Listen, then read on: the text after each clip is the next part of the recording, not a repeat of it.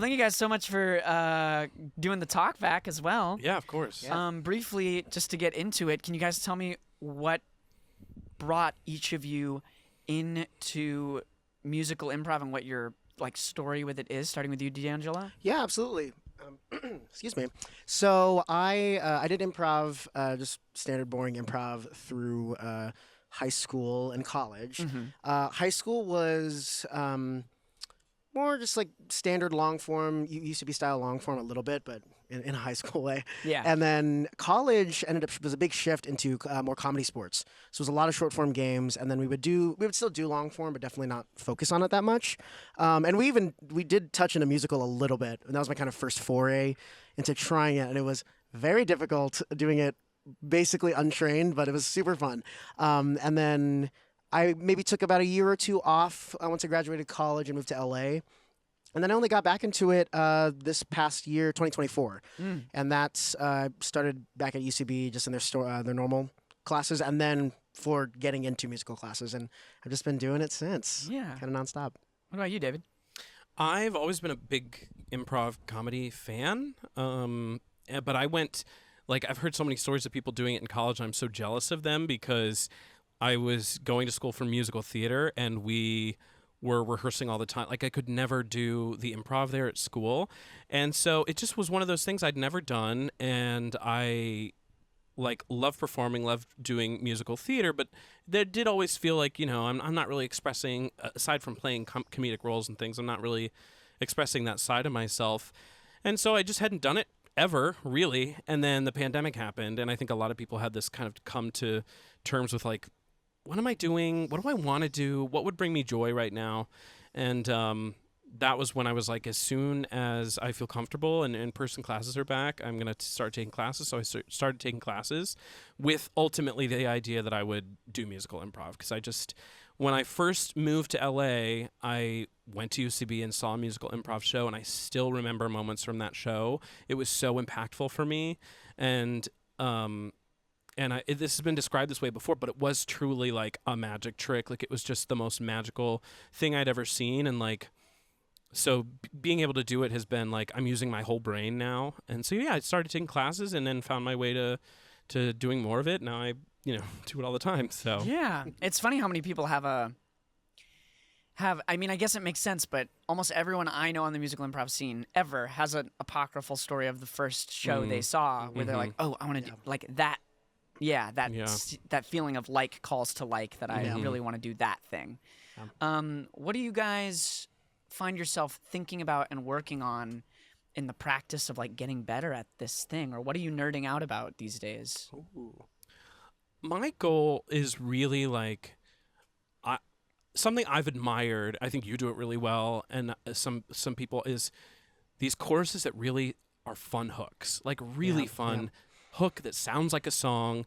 That's something that my brain has kind of been ruminating on a little bit. And also this idea of in narrative, just like what we did. I've just been thinking a lot about you don't have to have it all figured out. Have one idea, bring in one character, bring in one scene or setting even, and then play. That the whole idea is to play and to figure it out together. You don't have to have it all figured out. So those are kind of the two things that have been fluttering around on my head right now. Yes. Yeah. Trying to write the whole show in the first move is where the brain fog comes from, I think. But that's just like you said, do one move and then let them do one move. That's the actual improv. Yeah. What about you, D'Angelo? Yeah, I definitely echo a lot of what David just said. I, at least for me, with diving into narrative a lot recently, which is something I've always loved but never really gotten the chance to do. It's been fun making those discoveries and kind of learning all the foundational work of finding what's super funny, but then sticking to characters and sticking to certain things. And then you get to the part where you kind of not necessarily throw it out, but you get to, play and have more fun and really feel like you're building something together. So I've just been thinking a lot, narrative-wise, I'm thinking a lot about that. And also thinking about, from a confidence side, really being able to jump out there with ideas that I have, because people can't read my mind. And then I'll sit ruminating back on it, and I'm like, wait, I should actually just say this, and it could be useful. Yeah, it's funny sometimes when you step out with something or you say something, and because it's your brain, you know exactly what you're thinking, and you think it's the clearest thing ever, and then someone comes out and says something completely different, and you're like, oh, yeah. Yes, I do think part of the practice of improv is like one of the hard skills is getting better at communicating the idea behind the idea a little bit, like Yeah. without. I mean, I think, and now I'll pivot to what I've been thinking about is like how to not do shows where all I'm doing is like pitching. Is this funny? Yeah. And like not just like living in the experience. So it's like last week on the show, Allie Gordon was on, and we talked about the two muscles of exploring as one muscle and, sharpening or like clarifying and framing as the other. And so I think sometimes I think my muscles are uneven, and so I want to work more on the exploring muscle, because I don't think within the first couple lines you need to be making game moves every time. Right. Yeah. Yeah. Just to go deeper on the first thing you said, David, was about not about narrative game, but about hooky choruses. What are you doing to work on that? I think like the ones that I really admire are ones that are a little more, well, like I said, like song-like, like maybe repeated, things that are different from the way we talk. So maybe a repeated word or maybe a sound, like ch-ch-ch.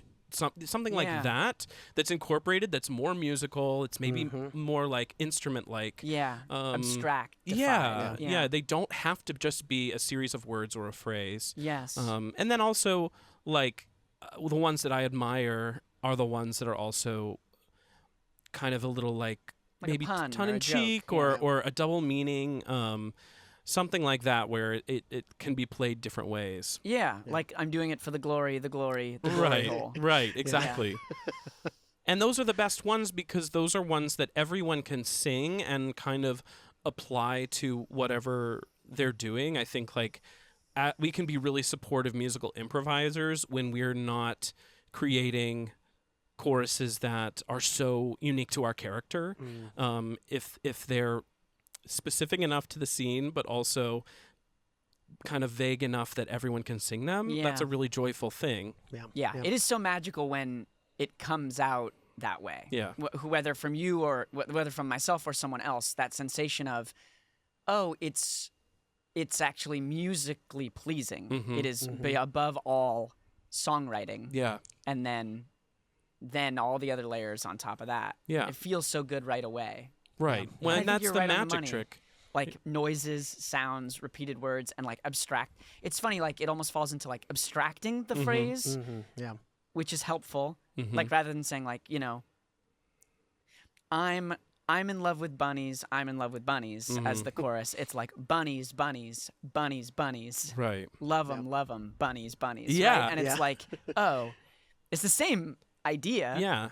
But one is like condensed into poetry. Yeah. Yeah. And even technically, if I can add on to that, it's also just easier to remember and easier to cue in with your scene partners and whoever's in the back line just to get onto a really easy to sing chorus. And you can always add, I love adding flourishes down the line and kind of messing with the music of it all later. Yeah, once you we can just always set it. add jokes. That's what those like, we talk about that like joke line availability. Yeah. If a line is, third bunnies, liner. bunnies, bunnies, bunnies, joke here, bunnies, bunnies. Yeah. Right. So, yeah. Huh. Yeah. So it's, I don't, it's something that I'm really, have been thinking of and am trying to do, but we're all figuring that out. Yeah, good days and bad days. Yeah. Well, let's talk about the set a little bit. Yeah. We can reflect on it, and that's one of the unique opportunities of this talkback style. Like, what do you feel like you really connected with? And what do you feel like, oh, this was hard, or like, oh, this move was out of my control, or let's just like do a little 2020 playback.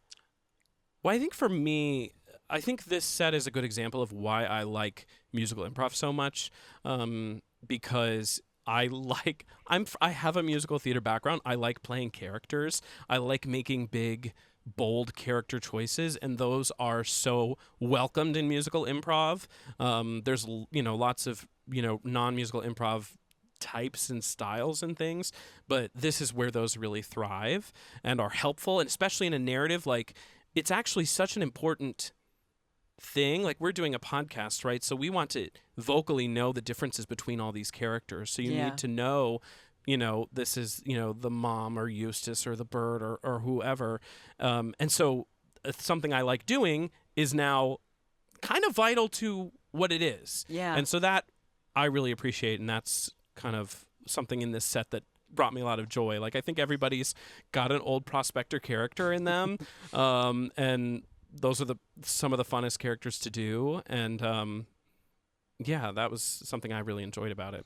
Yeah, and for me at least, it was really cool to just jump head first into specifically this kind of narrative, and also narrative on a podcast, like what you're saying, David, just as something kind of out of my comfort zone. And it was very just exciting to feel the energy of just straight up playing and finding it all together. And especially between three people, really, like kind of to the point I was saying earlier, I have my moves and let me make them right now and as clearly as possible. And just there's a lot of room for discovery, and yet, you can lead the way when you need to. Yeah. I think with three people, any set with three people on stage or in a podcast, it's you have to do more than you would in it's going to be proportional to how many people are there. So you're responsible for roughly a third of the material that comes to bear. I think the thing I find myself thinking about or wanting to work on is, like, just as you said, like, I like doing voices and characters. We did so many voices in a previous episode and impressions. Yeah. And I'm, like, not good at impressions. And I find myself thinking as we get back, as I do more of this pod, like, maybe that's like, I know you can work on impressions and work on vocal. I think I have vocal agility and vocal flexibility as a vocalist and a artist, but I don't know that I have that sort of, like, oh, this is where, like, Ray Romano lives, and this is where SpongeBob lives. When I see people that move through those and can do that magic, I'm like, I might need a touch more of that on this pod. Yeah. For the clarity to the audience of the experience, on top of the million other things you're doing, you have to playing be thinking and about. 2020 for me on this episode is a new level of respect for Greg Smith, who sometimes comes on and plays and sings at the same time. Just how hard it is. I did feel like my brain could not be fully present in the spinning of imaginative and specific game. So sometimes I found myself heading more towards the arch or cliche. Because it's like the first layer deep of thought process. So because a part of my brain is taken up by this, I can't pinpoint a moment when I did that. I don't think I played the show hack or something, but I found myself like, whoa, my head is like doing two things. Well, did you feel like, cause someone like Greg, and like when you are, you don't have to communicate to the accompanist. If you're singing, you don't have to communicate to the accompanist, like, I'm going into a chorus now. Like, did you feel any benefit of that while you were playing, or was it just, No, there's some benefit. Like, you can nail a decrescendo or a retard. Like, you can nail slowing down because I'm doing both sides. I can, I don't have to silently communicate with the accompanist. The thing that was hard was, like, there's this period when the pianist starts playing, but you're still in dialogue. Yeah. Right. That I found particularly difficult because singing and playing is something I do as an artist all the time on guitar and piano when I go on tour. But it's very rare that I will be playing a character who's doing game and then start a piano thing while continuing to do dialogue. That was the part that I can tell is just like a learned skill that maybe takes, a couple hours to get under Yeah. So sometimes we'd be doing dialogue, and then I'd start playing, and I'd like. You're like, I'm playing now. Yeah, I gotta play. It's Playing over. now. Don't ask me to Yeah. talk until we sing. Yeah, that's hard. That's really Yeah, hard to do. fun though. But Yeah. but yeah, super. A set of skills that will. One person in the world listening to this pod. I'm like, oh, that's I Yeah. resonate with that too, Greg's as like, someone who does that. Yes. Yeah. Specifically Greg. I think that's one of the things I've like really appreciated about being in this community is the amazing talented people that we get to work with who accompany us. It's just like I don't know. It's funny now. I thought about it this morning because when I first was going to watch musical improv and doing it, and I would just be so impressed and be like, be in practice with these people, these amazing pianists, and now you do it so much, it's like, okay, come on, come in, Yeah. You just have to take them for granted. It's like, actually, they are some of the most talented people that I've ever met in my life, and like just doing amazing things. So, yeah, it's so cool to have that proximity to people like that. Anything else from the show that comes up in your mind in terms of, either challenges or successes that you were thinking about?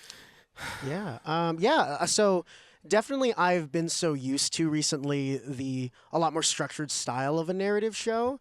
And not that we didn't have structure in our narrative, but I'm very used to, like, you do your pro-tag song, you do your anti-tag song, then this, and this. Which, at least for a listener who might not know that, you're saying a song comes from the protagonist in the first scene, and the song comes from the antagonist in the second scene. Yeah, they're very prescribed ways of having a show go forward. Yeah. Which is always really fun, but it was really cool to kind of jump into this, not necessarily having to lean on that, and finding ways you can just have any character introduced and have them have a reason to propel the story forward. And at least for me, I was... At least with Eustace, I was like, okay, where am I going to go with this guy? Because I wasn't sure where he was yet. Yeah. So it felt fun to kind of just find that. And we didn't really pluck him as the protag until scene 3. Yeah. Right. And when we were like, let's name this one and say he's the only one still here. Yeah. And then it's like, okay, we'll hang our hat on that. My philosophy with an antagonist is like, you only really... my feeling is like, I'm only going to introduce an antagonist if... it feels funny to do it. Yeah. Because there are shows without antagonists, or where the antagonist is your own problem, or the antagonist is, we can't be together because of some outside circumstance.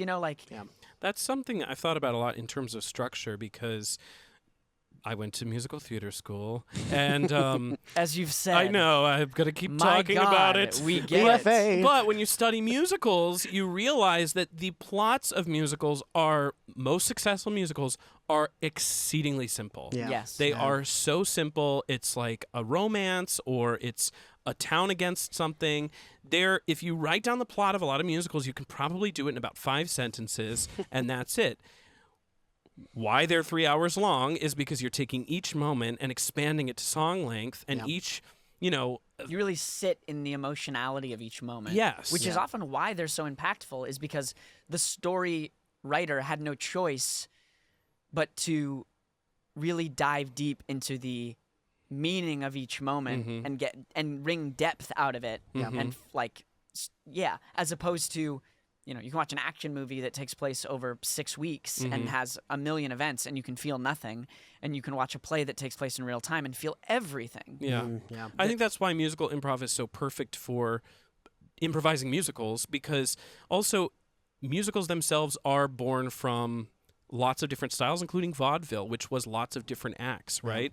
And so you have your variety song, or your, I wasn't sure how it would play, but I wanted to do the canary thing because it was something that popped in my head, and it was something in the world, and I thought it would be fun, and I really enjoyed playing that scene. But I had judged it for a second. Before I made that move, I was like, is this too big of a swing? Is this, we were already got all these human characters. Is this whatever? And then I thought, what? Who cares? Let's just go. Let's and have it ended up being so funny. And so fun. Let's have a variety moment. I think that was a challenge at the end for me, because I really, really wanted to come back and bring it back, and I don't know that it needed to be in that scene, but it's the fun of it, right? Yeah. It's like endings are hard. I mean, that's where musical improv as a form can fall apart. It's Yeah. like because you know true like narrative release, you know, catharsis Yeah. is not just putting all the characters Right. in the On last one scene, and there Yeah. they go, and yeah. but it has the shape of it. Mhm. Like it kind of has like the same silhouette. And I feel like as an audience member, and maybe not everyone has this opinion, but I feel like as an audience member, I do kind of want to see those things come back, even if it doesn't always work. Yeah. It's like, well, it's like, all the they're there. toys, Yeah. all the toys that we met, all the people we met, they're back. It's especially easy when you're as an audience member when you're watching it too. To clock those things sometimes before the improvisers do, or you just hold on to it because you're obviously not thinking about maybe like doing the physicality, singing your songs. So you're just kind of thinking about some random thing that you're like, I hope that comes back. Yeah. Yeah, the audience has a way better sense of the big picture than you ever can. Yeah. And if you can surprise them within the big picture, that's when you win them over because it's like, oh, I knew more than you, Yeah. even though I wasn't even out there. Yeah. What about challenges? We talked about challenges. Or at least things that you were what we're interested working in. on. So let's finish up with things that are exciting you or that you're just feeling juiced about. I love when I see a smile creep onto the face of someone I'm improvising with. Like, it is play, and we don't get to do that as adults all the time unless you're constantly improvising. But it's just so fun to delight someone, and so to like turn and be delighted. So that sort of thing, like today was a perfect example of like looking over at you and looking over at D'Angelo and seeing you smile or seeing you enjoy something you're doing. It's just the best feeling in the world. Yeah. And, obviously it's nice to get laughs and applause and all that stuff. But I think if we're going to go back to kind of the comparison to magic, my grandfather was a magician, and my father, it kind of trickled down to us a little bit, so I have some perspective on magic. But like when you are a magician, those are the ones who appreciate magic the most. Cards and stuff, that kind of magic. And I feel that way as an improviser. Like when I can get my fellow improvisers to smile and laugh, they know the work I'm doing and I'm putting into it, and that is just the best feeling ever. Yeah. That's such an interesting perspective we haven't heard yet on the pod about improvising for other improvisers and how affirming that can be, as opposed to how scary or judgment-filled it can feel. I agree with you that it is also beautiful because it's like, you can't be a hack, so to speak. Like they're there with you. And if you're open-hearted and you're playing you're playing in an open-hearted way, they're going to really resonate with that, and they're going to laugh and have a good time with you, and it's very playful. What about you, D'Angelo? Yeah, very similarly. I love to jam. It's so much fun, and especially once you lock in as a group, you lock into a song, and y'all just feel the energy of knowing you're on the same page. You're knowing what you're singing. You're knowing what you're singing about too. Where everyone when you can say jam, you mean like basically play like pick up with a bunch of strangers. Like musical improv, but like with pickup basketball. Yes, yeah, very, very much so. And you feel it lock in, and just you have your little moments where you can add. Everyone can just add something to the inside the pot of whatever song you're performing. And again, like what David said, it's I love performing with friends and performing with people. It's a great melding of the minds, and it just feels so satisfying to get that out there. And when it hits, it's really fun. Yeah. Yeah. Well, anything else you want to add before we go? Just, with this set, I think an example of that is like when, we kind of brought it back to the theme park. Seeing in your eyes that you're getting back to, referencing knots or bringing it back to a theme park. Like that's the other joyful moment too, is like when you can see it with your scene partners, like, oh, that's here where we we're go. Going, yeah. I can't wait to do this. Yeah. That's beautiful. Well, thank you guys so much for doing this talk back, and thanks for being on the podcast. Thanks for having us. Thanks for having us. Have a great It's so day. much fun. Bye. Bye.